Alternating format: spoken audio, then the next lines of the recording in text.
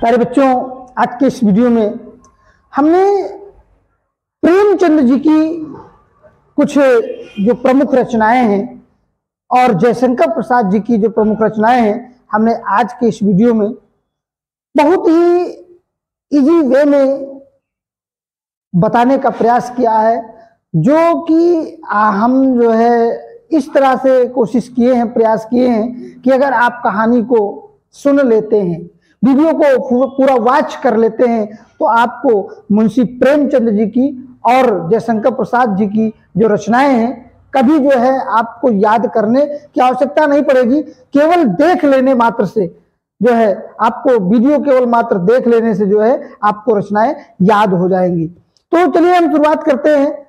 आज का जो टॉपिक है मुंशी प्रेमचंद जी की जो रचनाएं हैं और जयशंकर प्रसाद जी की जो रचनाएं हैं, इनको बिल्कुल एक कहानी के माध्यम से हम आपको बताएंगे।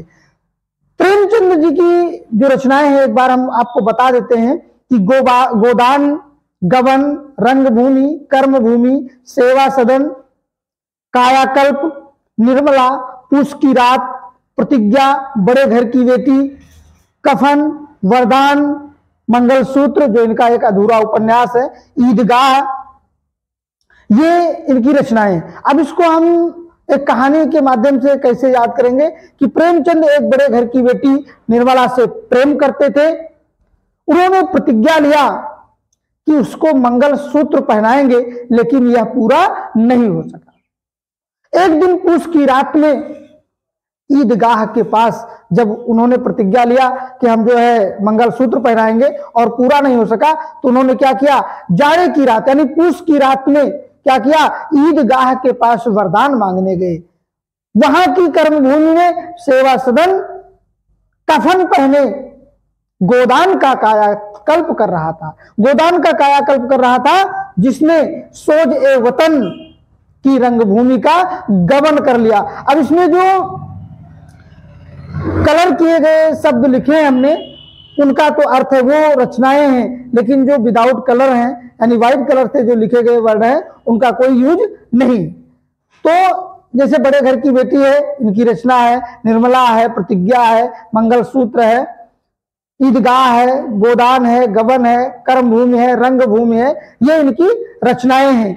ठीक है, कायाकल्प है, ईदगाह है, लेकिन जो व्हाइट कलर में वर्ड लिखे गए हैं ये इनकी रचनाएं नहीं। तो इस वीडियो को देख करके हमें बड़े आसानी से जो है इनकी रचनाएं याद हो जाएंगी। इसके बाद में जो है जयशंकर प्रसाद की जो रचनाएं हैं उनको एक कहानी के, एक प्रेम कहानी के माध्यम से हमने कैसे जो है इसमें रिलेट किया है, आप उसको देख लें एक बार।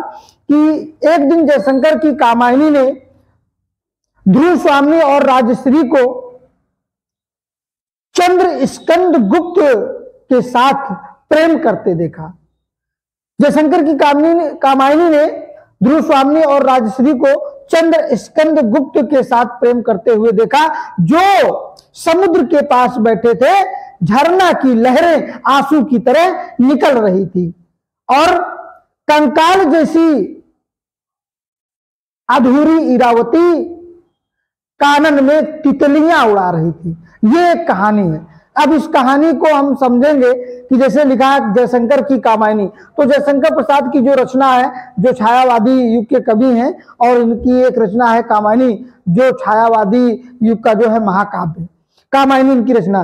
ध्रुव स्वामी और राजश्री इनके नाटक हैं, चंद्रगुप्त, स्कंदगुप्त इनके नाटक हैं, और इसके बाद में समुद्र के पास जो लिखा है समुद्रगुप्त इनका नाटक है। उसके बाद में झरना की लहरें, झरना इनकी रचना है, लहर इनकी रचना है, आंसू निकल रहे थे यानी आंसू इनकी रचना है, और कंकाल जैसी अधूरी इरावती, कंकाल इनकी रचना है, और अधूरी इरावती, अधूरी जो शब्द हमने लिखा है, इरावती जो उपन्यास है अधूरा उपन्यास है, और उसके बाद में कानन में, कानन कुसुम इनकी रचना है, और तितलियां उड़ा रही थी, तितलियां यानी तितली इनकी रचना है। तो इस प्रकार से इस कहानी को हम अगर ध्यान से सुन लेते हैं, वीडियो को पूरा वॉच कर लेते हैं, तो बड़े आसानी के साथ जो है हमें ये याद हो जाएगा। जो आने वाले हमारे एग्जाम है, यूपी बोर्ड का एग्जाम है 2025 का, या यूपी टेट का एग्जाम है, यूपी पुलिस का एग्जाम है, इनमें जो है हमको बहुत बड़ी मदद मिलेगी। मिलते हैं अगले वीडियो में एक नए प्रसंग के साथ, तब तक के लिए नमस्कार।